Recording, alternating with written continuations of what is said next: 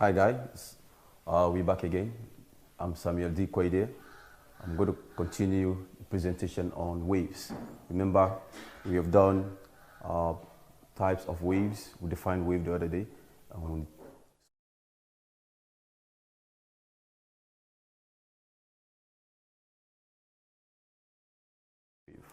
And on the screen there you see the general properties of wave first of all. Then later we can go to the mathematical representation, and we hope we can go through those ones within this time given. So now we look at the first part, which is properties of waves. So in the first place, I'm going to look at the general properties of all waves.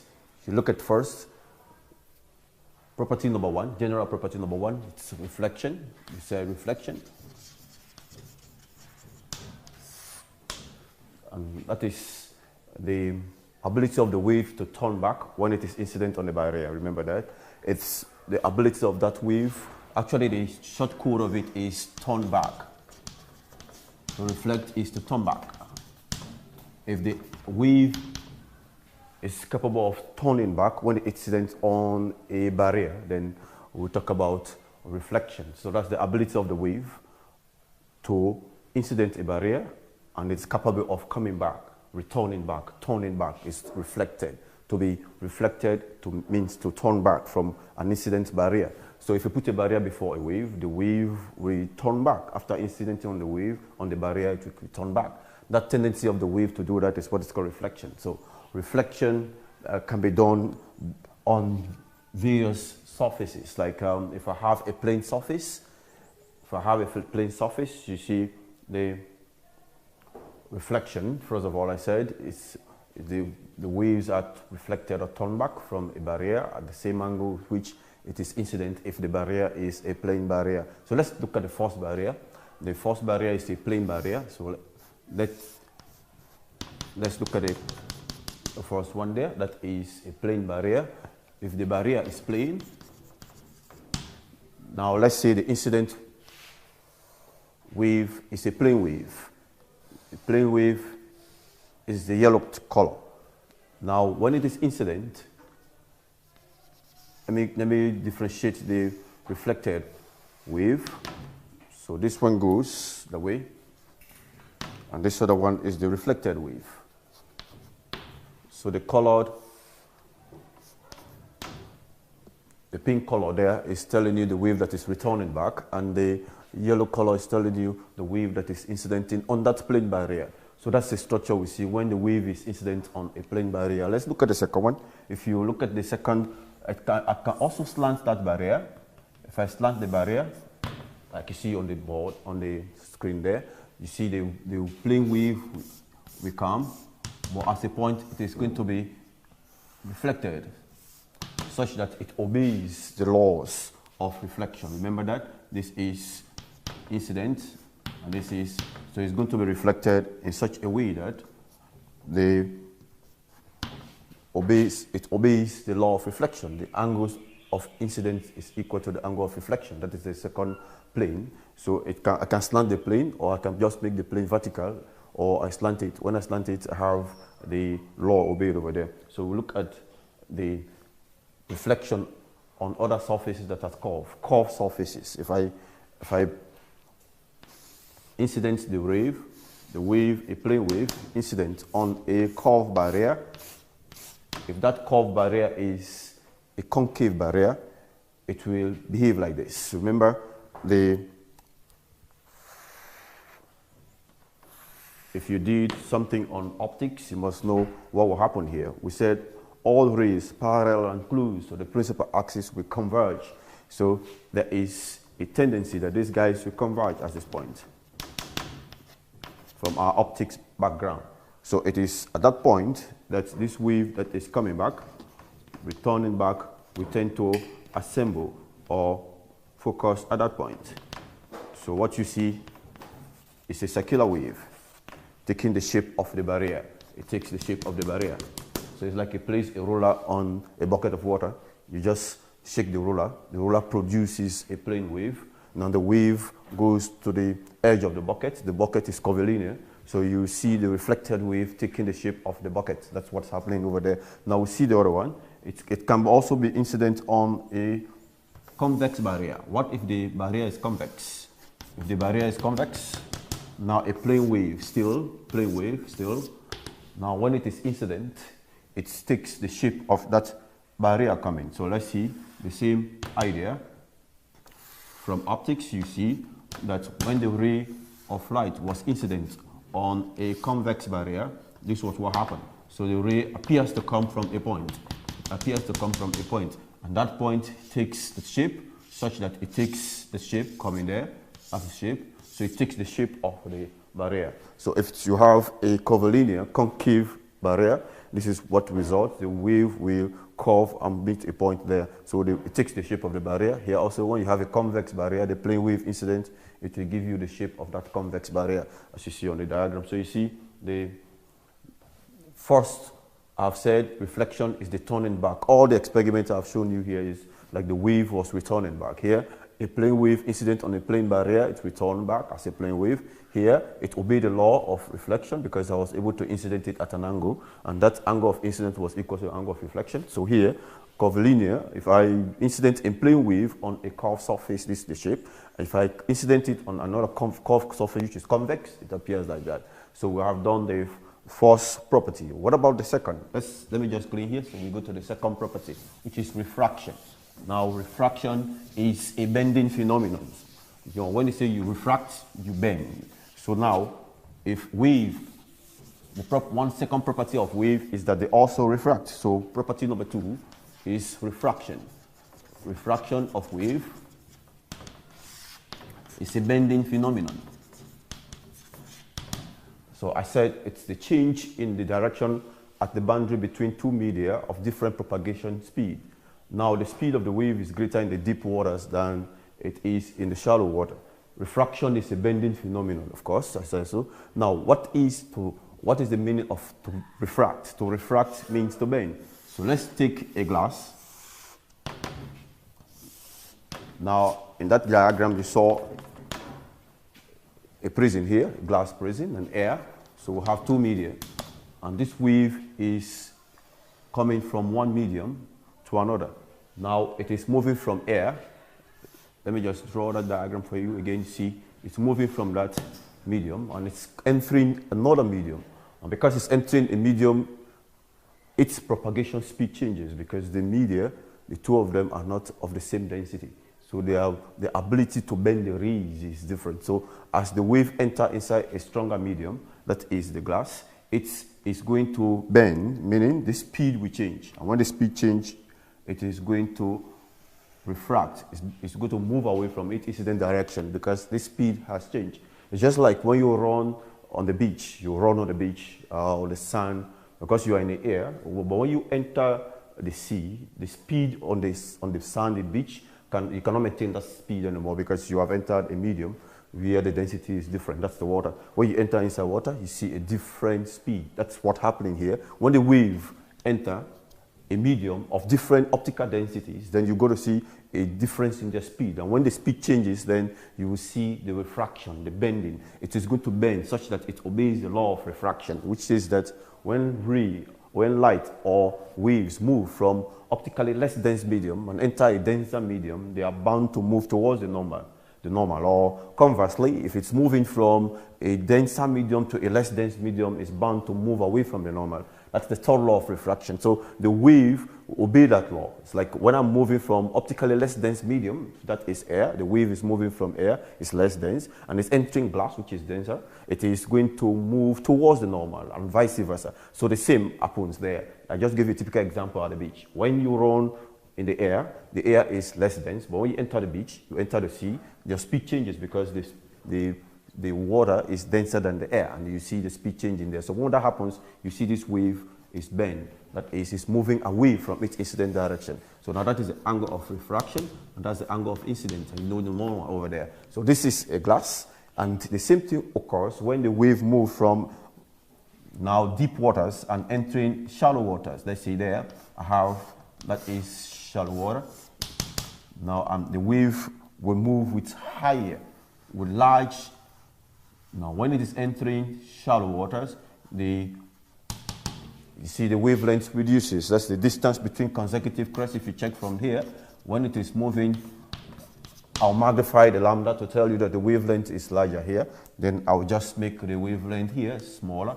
That is the distance between consecutive crests. You see that one there? So this is shallow waters. When it enters shallow waters, the wavelength reduces. In case of our objective, you must be able to understand that. When it's moving from deep waters, the wavelength is higher. But when it's entering shallow waters, the wavelength reduces. That's what happens there because the speed is changing. Remember, the wave will, based upon this equation, when wave move from one medium to another, two things will change here. One will remain constant. The frequency is constant. But this and this will change. For as much as I'm changing my speed, then the wavelength here will be greater as compared to the wavelength here. So see what will happen here. This is going to be smaller. So you see the lambda here is bigger, but lambda here is smaller. So for objective purposes, you'll be able to understand that when the wave moves from optically less dense medium and enter a denser medium, it is bound to change its speed. And changing its speed means it is going to change its direction. And that is why you have the refraction. I said refraction is a bending phenomenon. So now we have already discussed the refraction. So now we'll go to the third property. The third property is diffraction. Remember all this diagram, I've said reflection. The second one is refraction. Now I'm going to diffraction. Diffraction, I can just move from here. Diffraction, number 3, is diffraction. Diffraction is a spreading phenomenon, if you like, a spreading of wave. Diffraction is spreading. Now, this is the spreading of the wave around obstacles or barriers or edges. And this is very important in our day-to-day life because we use it a lot. Now, if a wave enters, like for instance, if the barrier is a wide gap, if the gap is wide, as a matter of fact here, and this wave is incident, this is a wide gap, let me say this is a gap, this is the barrier, and it gives us a wide aperture, that is the gap. The gap or aperture is wide, a wide gap. What will happen? Now when the wave is, this is a wave entering, because the gap is wide, what happens? They reflected, this wave that is going to spread or diffract around these edges or these barriers is going to move in such a way that it is going to suffer little or no diffraction. Now, what you see there is that it's going to maintain almost the same wavelength. The only difference you see there is that the edges of that wave will tend to be curved somehow, but it will suffer little or no diffraction. That is when the gap is very wide. For a wide gap, for your objective questions, if the gap is wide, this is what happens. The wave will suffer little or no spreading. And that is what happened in the sitting room and the dining room. Some of you in your houses, you have what is called a pavement, and the pavement differentiates between the sitting room and the dining room. So you see that pavement is a wide gap. So when you shout here, the wave spread up to that dining room without little or no spreading because the gap is wide. You know. So when the gap, that is the barrier, and this aperture, which is the gap, is wide. When it is wide, then the wave will suffer little or no diffraction. So little spreading will take place here when the gap is wide or the aperture is wide. So remember that for the objective questions. Now, what if the gap is now small? Like I try to tighten the gap. Let me just keep that there and clean here. See, now we are still on diffraction, bending phenomenon. Remember that. Now I can go back to the first property. I said reflection is the turning back of the wave when it's incident on a barrier. And I said refraction is the bending of the wave when it is moving from one medium to another. And I said the third one here is the spreading of the wave. That's diffraction, it's the spreading of a wave around obstacles or barriers, now, or edges. So that's what happened there. Let's see the second situation, that is diffraction. The first one is the gap of the barrier, the gap between the two barriers It was a very big one, so the wave suffer little or no diffraction. But what if the gap is now narrow? Like make the gap narrow like this. Now we have the barrier there. Now see the barrier.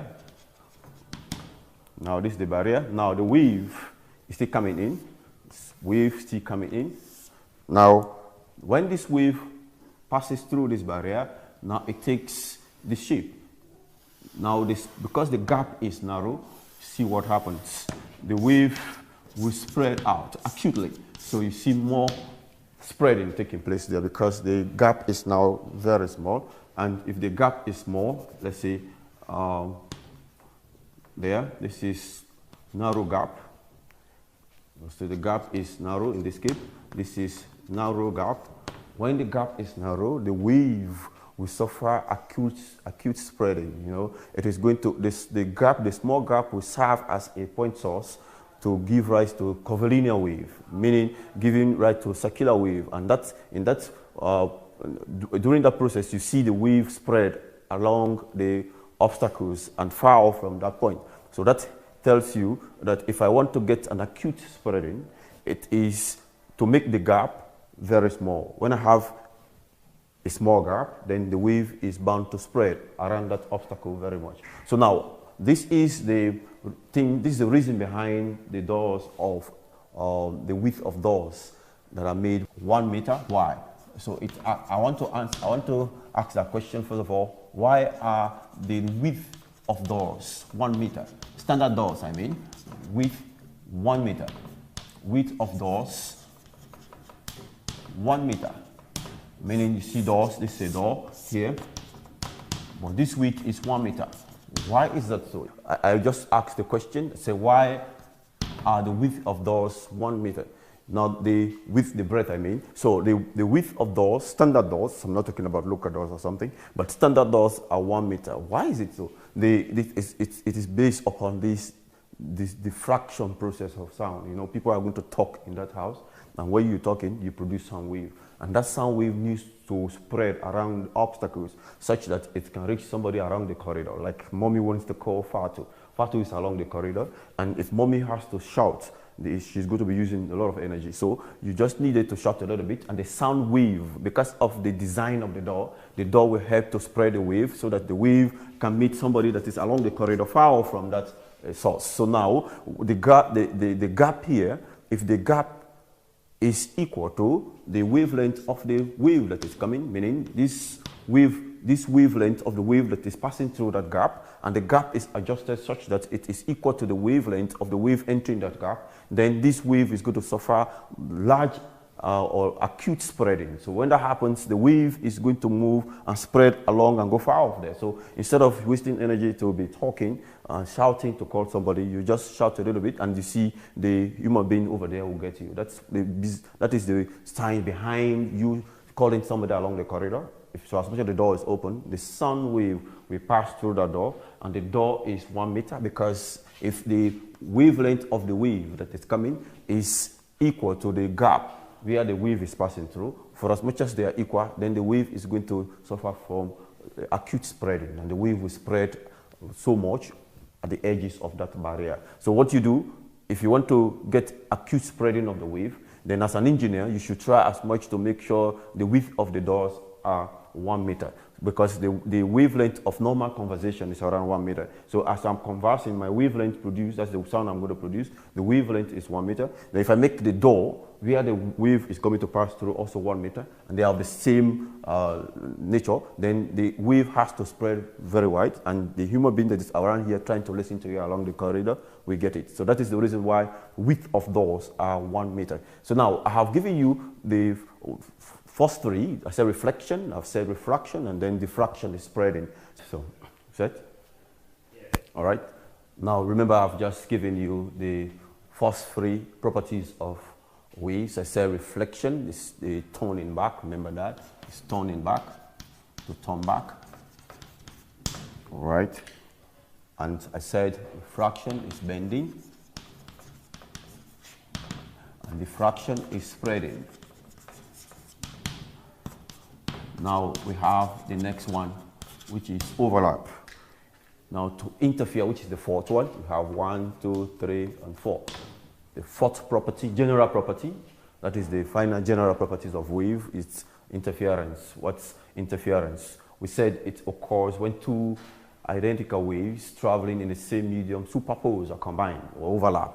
So now if I'm going to interfere, then I must have two things coming together. So the two waves coming together, the two subwaves interpose together, or they come together and they identical in that nature, and they will overlap. When they overlap, they are going to interfere in that case. That process, that property is called interference. When two waves of identical properties, we're traveling in the same medium, they overlap or they come together or they superpose, then we have interference taking place. So now we can have the types of interference over there. Now if you look at this diagram, see, I have, let's say, a wave. This wave is moving away, and we'll have the other wave too is also moving in the direction. Now, so here, these two waves of the same amplitude, let's say, and they are identical, as you see their structures there. Now here, if they are identical and they are moving the same medium, now what result, after they coming together, that is superposition, when they come together or they combine, you see a resultant wave. Check this, you see that the two waves will now have a higher amplitude. Higher amplitude, what happened here is, there was an amplitude here of this simple wave, another amplitude here, A2, of this other wave. Now the two guys superposed, when they interfered, they combine together, and combining together is like they are taking the sum of the arithmetic sum of their individual amplitudes, and they place them together, and they were able to give a wave that resulted to a bigger amplitude, higher than both of them. So now you see the two waves coming together and they will superpose. When they superpose, they give a resultant wave that is having an amplitude that is higher than each one of them over there. And that kind of interference is what we call constructive interference. It's constructive interference. Constructive interference. That's one type of interference. Now the two identical waves coming together, they superpose, and when they superpose, traveling in the same medium, now the two of them add up together and give a resultant wave that is going to have a higher amplitude than each one of them. So that kind of interference is what is called the constructive interference. What about the opposite? If you also now look at the two waves, now one striking thing on constructive interference is that you can also say constructive interference occurs when crest of one wave interfere or superpose or come together, crest upon crest, the two identical waves. The crest of a wave, that is maximum, the point of maximum displacement, the highest displacement over there, and this guy has its own crest. So the crest of this guy and this crest of the other wave, the two of them superpose. When they come together, then they are going to overlap, and they will give that massive wave that is having a higher amplitude. You can remember that these two crest and crest overlapped. So when crests come on top of another crest of two identical waves, then that resultant interference is what is called constructive interference. So let's see the other one. We have the destructive interference. Destructive interference. Now for destructive interference, let me just draw something here for you. Now we have one wave there, and we have another wave somewhere here. Now we have this other one.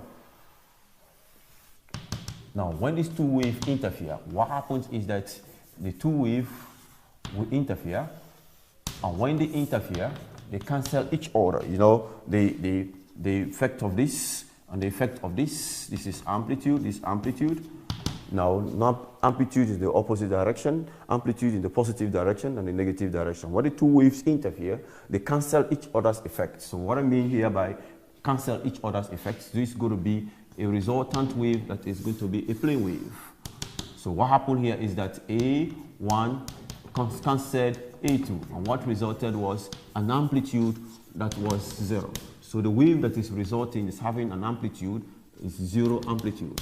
So this is what we see. When the two waves superpose, they cancel each other's effect. When they cancel each other's effect, the what result is a plane wave. Now that's what happened in the pond. If you see one wave moving this way, another wave moving the other way, and for as much as they have the same amplitude, what happens is that they will superpose. And when they superpose, they interfere destructively. The effect of one will cancel the effect of the other. So let's say the magnitude of this guy, or the amplitude was 4, and this other one moving in the opposite direction, the amplitude was -4. So what will happen? +4 minus 4 will result to 0. So the two waves will interfere destructively when they cancel each other's effect. And what you see on the pond or the observed matter is that the pond will settle again one more time. You see that the pond appears as if nothing has taken place because the two waves have destructively cancelled each other. That type of interference is what is called the destructive interference. The two waves will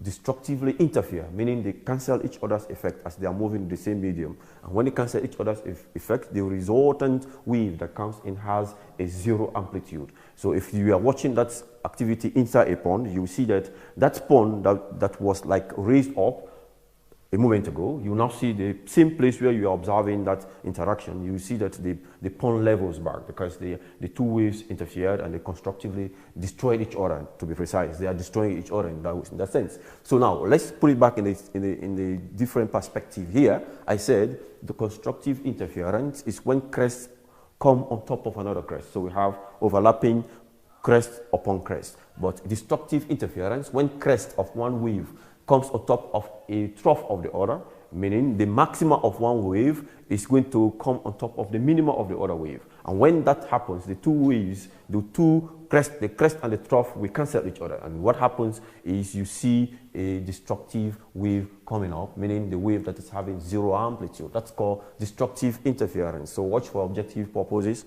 When constructive interference occurs, the two wave crests overlap crest, meaning crest come on top of crest. Then when it's destructive interference, it's a crest that comes on top of a trough.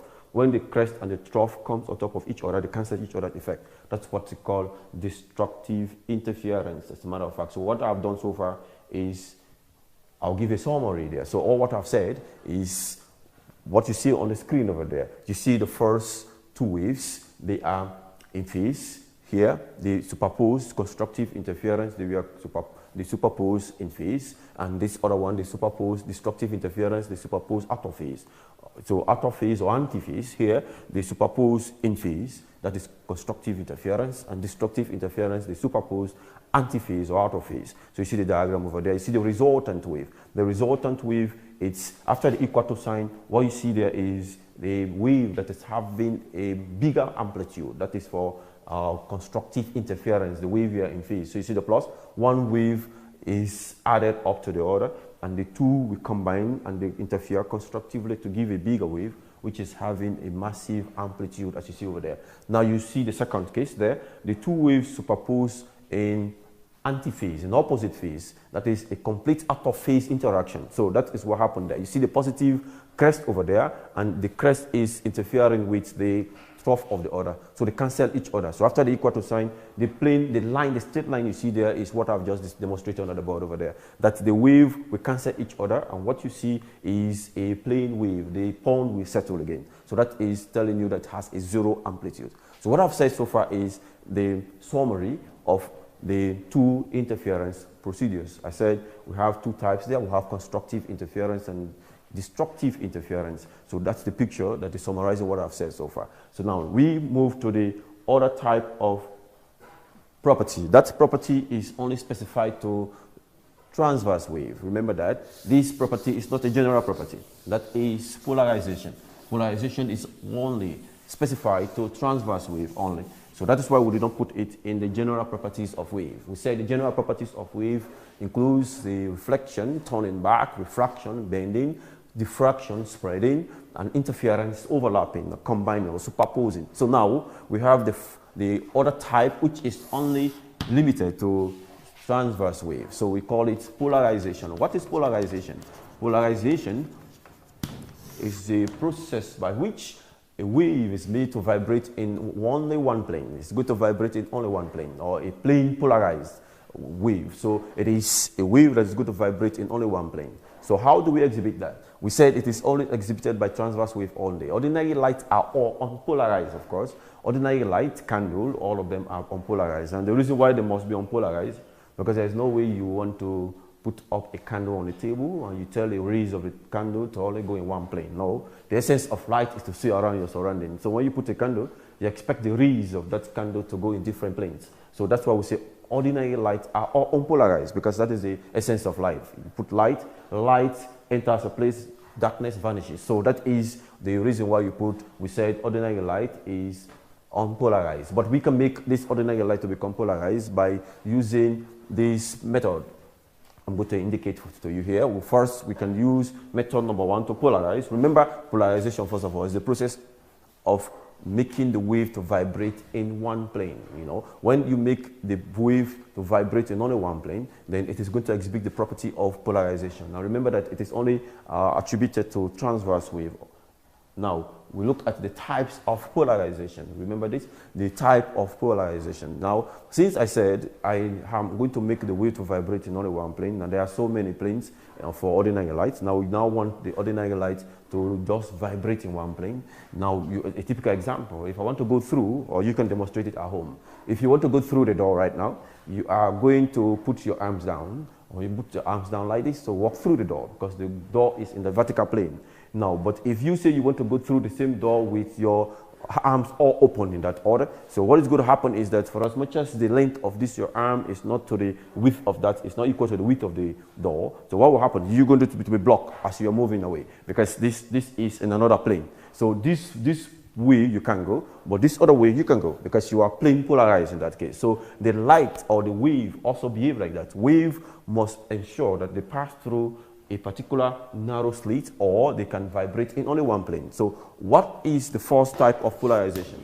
It is by reflection. This polarization by reflection, I just gave you an idea on polarization. I said polarization is this process of making the wave to vibrate in only a single plane, or this plane polarized. So now we want to ensure that the wave move in only one plane. And remember, polarization is only limited to transverse wave only. So now all electromagnetic wave, we conduct this. As a matter of fact, sound wave cannot be plane polarized because of its mode of transmission. So now we will only focus on the electromagnetic wave. Like I said, the polarization process is the process by which the wave is made to move or vibrate in only one plane. Like I told you, ordinary lights will move in different planes, like the candle, for instance. Now, candle rays will move in different planes, but if you want to polarize light, you have to make the wave to vibrate in only one plane. Now, here, that process of making the wave vibrate in only one plane is what is called a plane polarization. So now we look at the types of polarization. I said polarization by reflection. Reflection, this experiment was conducted by Etienne Malus, the scientist that did this for us. Now he said that if I have a plane surface, then I incident, this is a normal, then I incident an unpolarized light, that is a light that is moving in different planes. This light is ordinary light, is vibrating in different planes.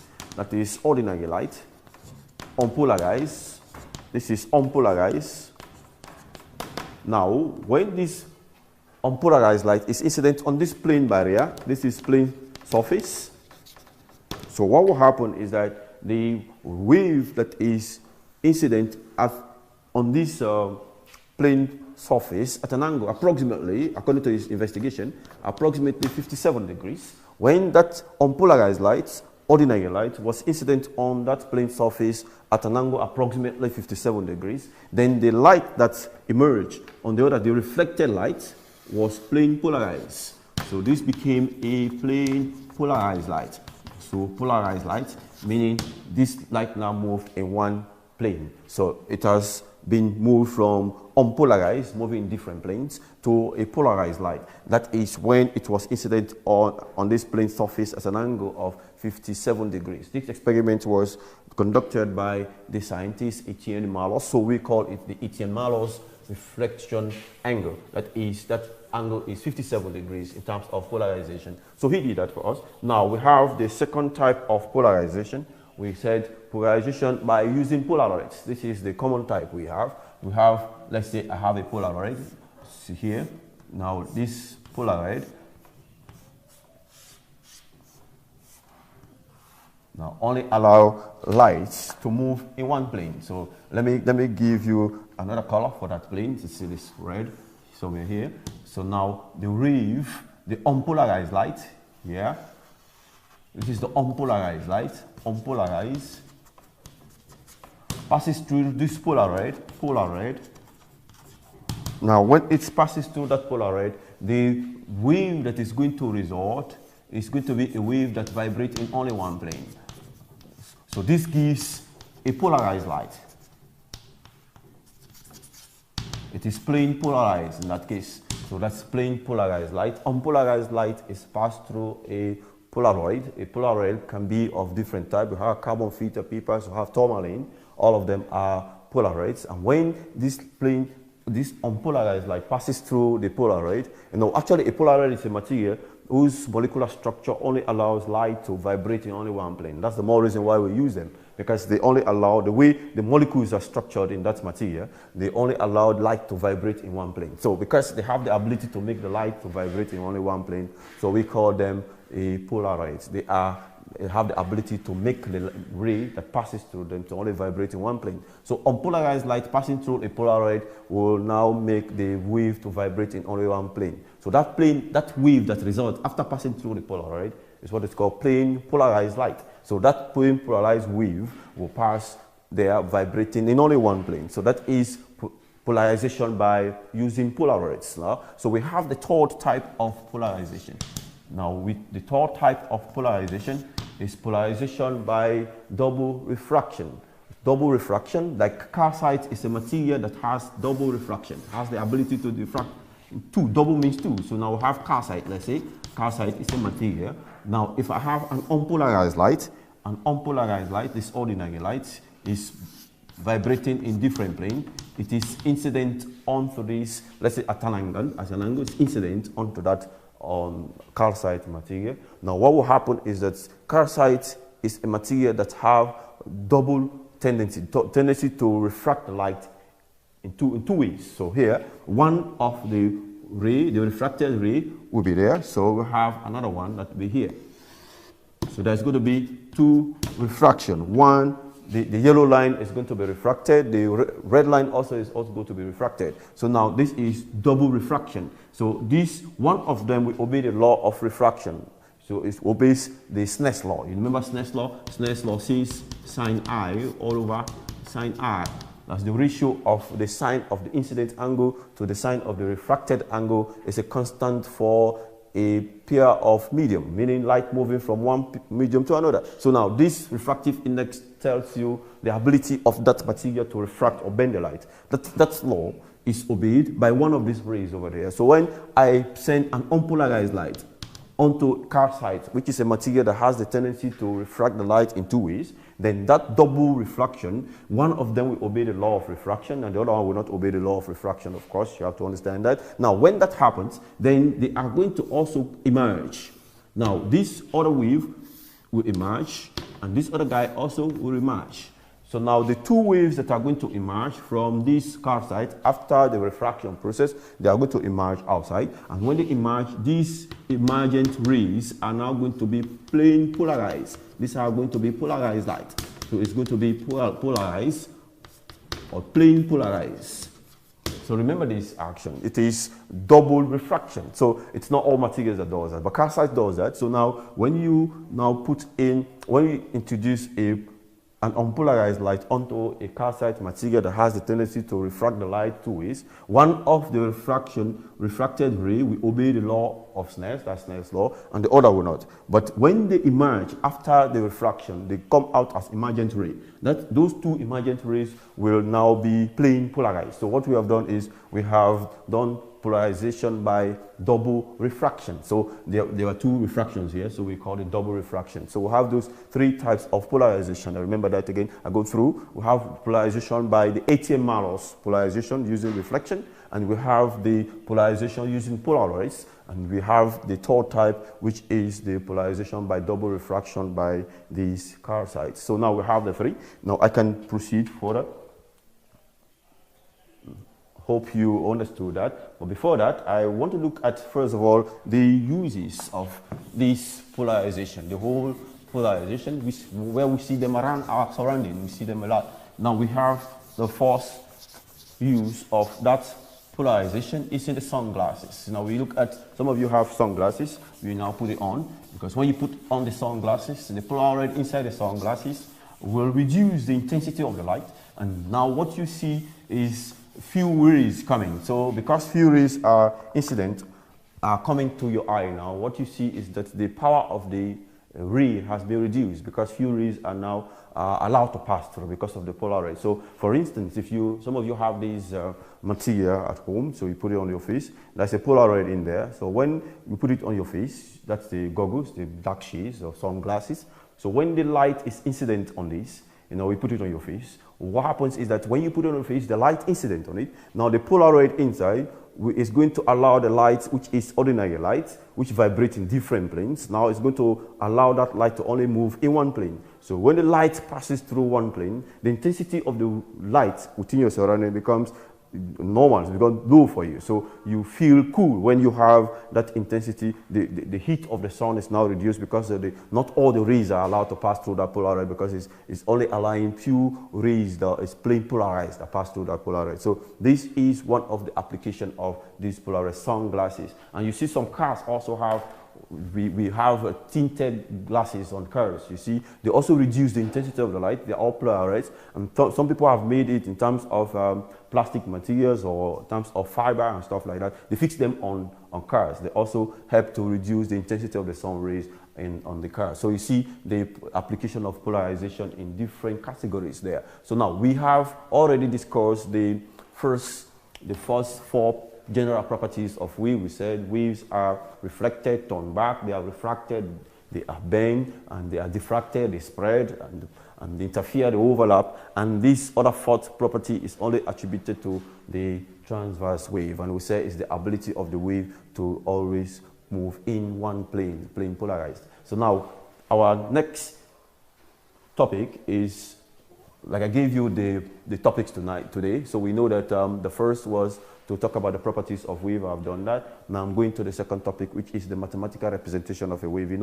As wave travel progressively, they have a mathematical representation. Remember this, if you did your trigonometry well, you must have seen that if you plot the graph of sine theta, now you have a graph like this. If you put sine 30 here, this is, let's say I have a table like that. Now we'll have x and y. I have 0, I have 30, I have 60, then 90, and so on, 120, 150, and so on. So now if you punch sine 0, that gives you 0. You have sine 30, this is 0.5. You have sine 60 is 0.87, so we call it 0.9. Sine 90 is 1. This sine 60 is still 0.9. And so on. If you punch this on your calculator, if you press it, you have, let's say if I plot this graph like this, you have 90, now 120, and so on. So you have 0 for that, and you have, let's say, 0.5, and you have 1 there. So this is 0.5, and this is 1. This is 0.30 is 0.5, and 60 is 0.9, somewhere there. And 90 is 1, so have somewhere there.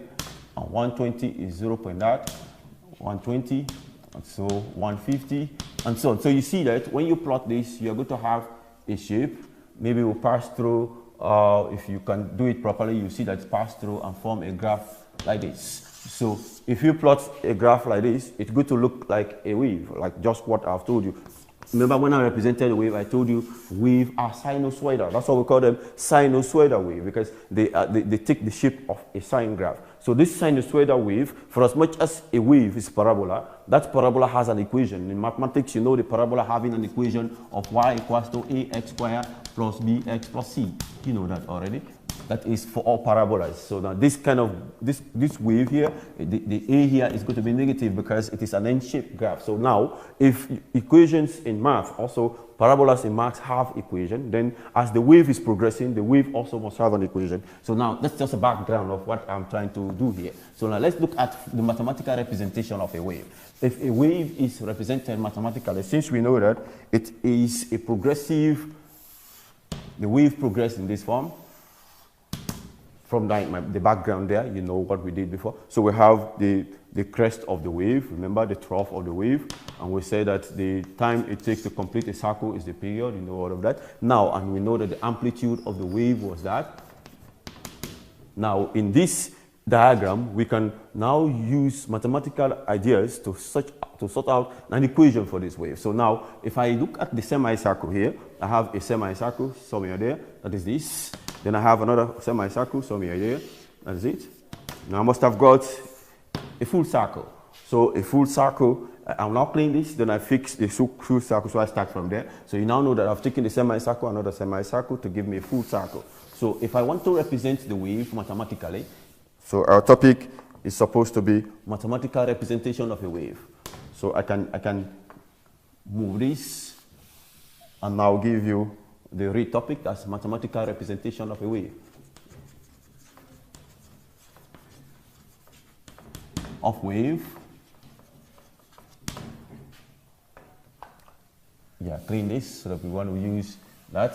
For the benefit of the viewers, let me represent it properly. Representation of wave. So we can represent the wave mathematically. So we have that equation somewhere there. Now remember I just brought it down for you a little bit. So we see here, let's say a wave that was vibrating on a visual position, that was the wave. We look at a particle. The particle is somewhere there. Now let's say that particle is a visual position that is displaced at an angle theta, and it must have gone through an x displacement and also a y displacement. So this amplitude, this is the radius of that circle, so that must have given you the amplitude. Let's say the wave was here, so this amplitude, this is amplitude 2, so have the amplitude there. So that's the wave displacement. That's the maximal displacement of the wave from its rest position, remember that? So now that visual position of the wave is represented by that. And let's say we take the triangle out. If I take the triangle out, I will have theta over there and A, and I have Y there. So if I do the maths properly, you will see that it's going to be Y equals to something. Here, sine theta is supposed to be equals to opposite over hypotenuse. So now Y must be equals to A sine theta. Now that's one basic wave equation. Now, if the wave is supposed to move, if the particle is too traversing in circular motion, we move with a velocity. So that's velocity, let's call it omega. For as much as the particle is moving in that circle, this circle came from that wave motion, remember that? So that I bring it down, you now have the two, so have omega, we know that is velocity, so we call it angular velocity, that is angular displacement over that. So it is the angular displacement because it started from here, the particle, let's say, started from the origin here, and now moved to that point, it has been displaced at an angle theta, and time elapsed, there was time for that movement. So now we have theta as equals to omega t. Omega is the angular velocity, you know that already. So I put the two into that. I have A sine omega t. Now if I put this into context, you have that equation coming out. That is the equation, I'm just modifying that equation. So what if the wave decides, the particle goes and conducts a circle? If the particle conducts a circle, remember what will happen? It will now go through 360, and the time it takes to conduct that circle is a period, and 360 in radian measurements is 2 pi, you know that already. So now I can fix that, so I can say the omega complete circle is 2 pi all over t. And before, we described the relationship between speed and frequency, so we can rewrite this properly, and we now have 2 pi f.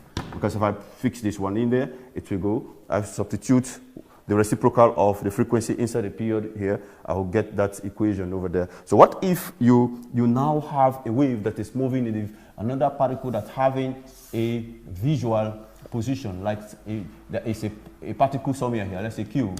And remember, this is the wavelength. Now that wavelength, or this one, is also one wavelength. So now if I have a particle that is of a phase difference of x, that is the path difference, and that path difference has a relationship between its phase difference. The phase difference is given by this, so we can have this phase difference. It's an equation given by phase difference all over 2 pi is equals to the path difference all over lambda.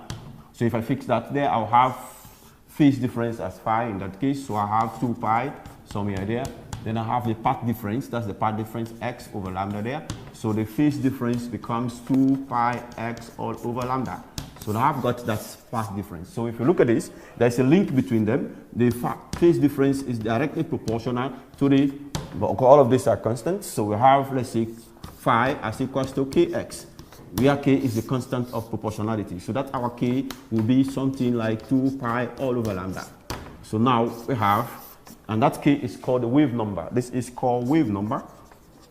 Wave number, that constant is called the wave number. So if I can now have this equation put inside here, if the wave is now moving, let's say a visual position of that wave somewhere there, another particle somewhere there, it has, if that phase difference, that's a phase difference. So our total angle now becomes, now instead of that, I have the total angle, which is now theta plus phi. So now I have y is equals to sine, instead of theta, now I have y is equals to sine into theta plus phi.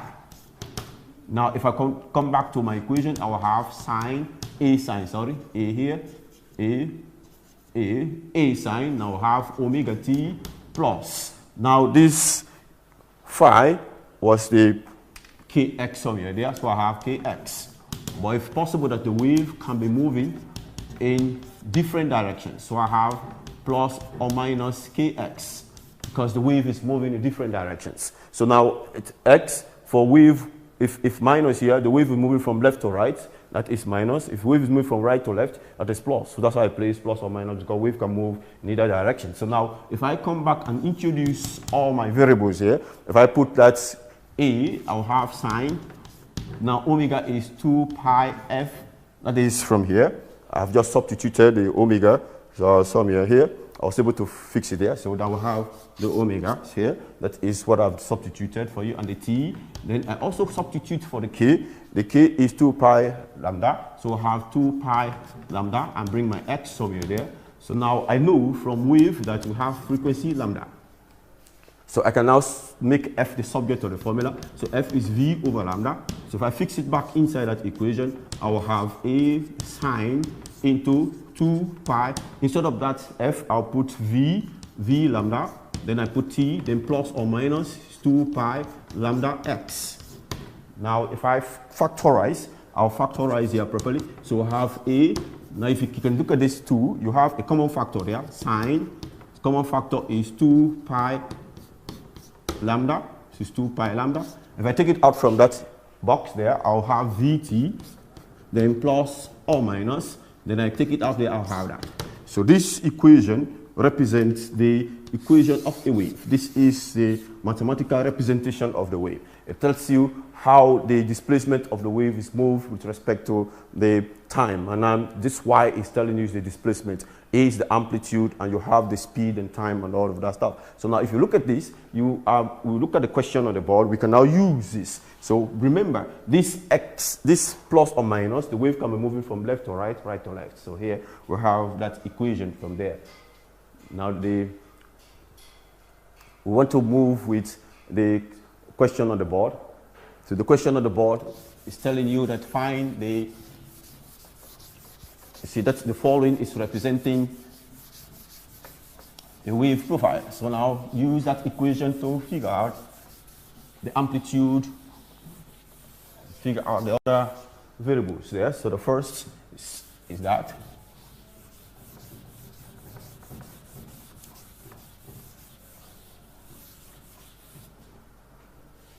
Now remember, from that equation, we were able to look at the path difference, the relationship between them. So remember that the equation is giving us y equals to a sine omega t plus or minus kx.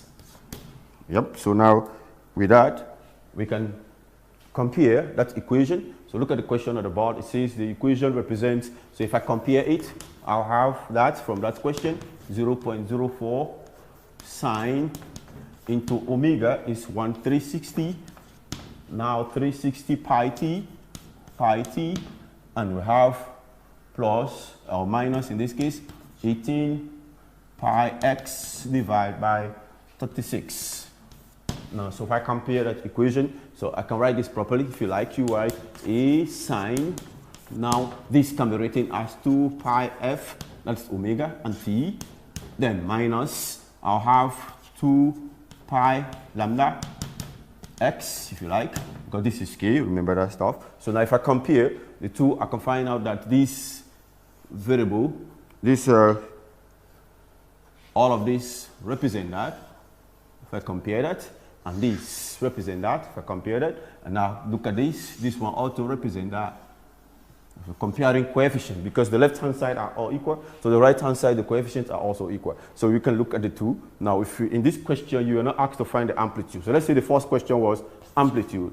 So the amplitude is supposed to be now 0.04. Amplitude was measured in meters, remember that. Now we have the next there is going to be to find the frequency. So if I look at the equation there, this frequency is found inside this. So I have frequency, which is omega, which is 2 pi f, as compared to here, it is 360 pi.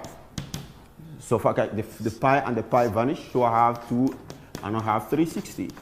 So if I divide here by 2, divide here by 2, this guy goes. So this is going to give us 180 Hz. So that's the frequency of the wave in that case. So if I compare, then I'll go back to the period. It says find the period. So remember, the period is the reciprocal of the frequency. So the period is the reciprocal of the frequency. So now we can look at the period as 1 all over 180. This is 0.125. Let me just use my calculator. This 1 divided by 1 divide 180.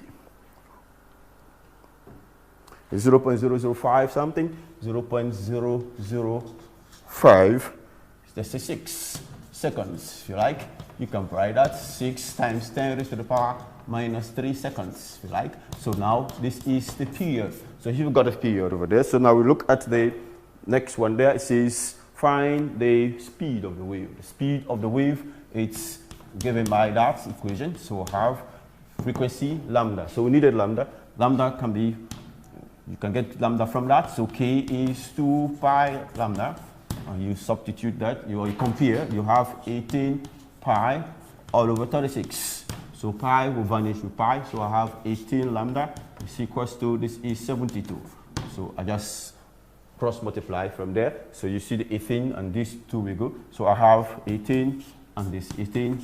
So lambda will give you this 72, 7, 2 divide 18. So you have, this is 4 meters. So we have 4 meters. So now we have the lambda as 4. So we can find the speed. The speed is frequency lambda. Remember that? So we have f, which is 180. And now we have 4. So we have the lambda is 4. The frequency, remember here, this was 180. So now I have 180 divide 180. Now multiply in this case, multiply 4. So we have 720. So 720 is meters per second. So we have the V. So what I've done so far is to give you the speed, now the frequency, the period, and the speed. Now I want to move with the last question there. It says, what is the phase difference? The phase difference, remember that phase difference was this, which was 2 pi there. What was the phase difference at some point, x. So now this x can be the displacement at a point. This is here as the position of the wave particle at that point, as the position of the wave particle at some later point, and with respect to the first position. So now the first position there is 1/8. So we have 2 pi lambda, if you like, into. Then the second position, if you check the question, the first position was at 0. That's 0.32 and 0.1. So 0.32. So if you look at the first equation there, is 0.12. So I say the first position is 0.18 and second position is 0.32. So meters. So I substitute there. I have 0.32 minus 0.18. And this gives you a total of that answer. It gives you rads per second. So this is the phase difference. Now that gives you the end of that question. So I thank you for your audience.